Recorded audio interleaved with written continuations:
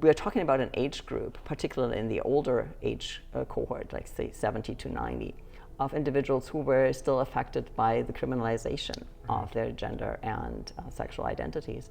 And so there's a lot of mistrust in that cohort. I'm here with Dr. Matthew Heinz, a professor and researcher in Royal Roads' College of Interdisciplinary Studies. For more than 2 decades now, he has studied the intersections of gender, language, culture, and communication. And his latest research project, which he produced together with UVic's Dr. Robert Beringer, reveals the pressing needs of 2S LGBTQI+ seniors in British Columbia. The study was sponsored by Vancouver's Dignity Senior Society, and it has some really important findings, not only for members of that community, but for all of us. So Matthew, it's so nice to chat with you today here in the Royal Roads Library, where your research and findings are on display as part of our showcase exhibit. So Matthew, your study documented the needs of older adults in BC who are part of the 2S LGBTQI+ community. And I wondered if you could just tell me a little bit about the importance of that research. Of course.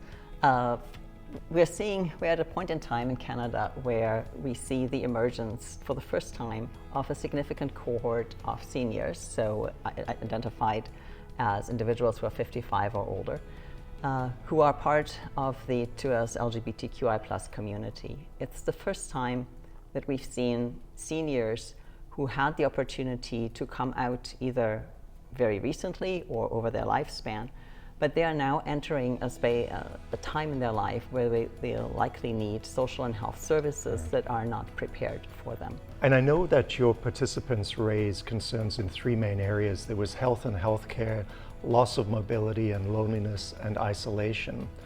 And these are likely concerns for all seniors, but how do the needs of the seniors in this group differ from all seniors? So for the study, I interviewed 51 seniors across British Columbia, and then we also launched an online survey, and we had 115 online respondents to that survey. And all of those seniors were quite cognizant of the fact that all seniors, right, face similar obstacles to aging happily. However, for the majority of our participants, they were able to identify specific challenges that arise from being part of a sexual or gender minority. Right. So for example, in access to healthcare and quality of healthcare is, I think we can say, a concern for all seniors and not just seniors.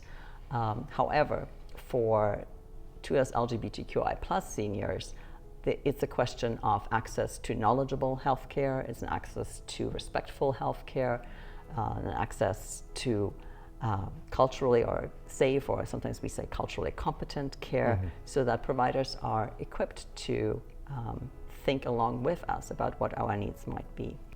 Although none of the participants in our study said, I feel like I will be forced to go back into the closet, the majority of them said, but I'm so tired of having to come out over and over again. Like, I've done it my whole life.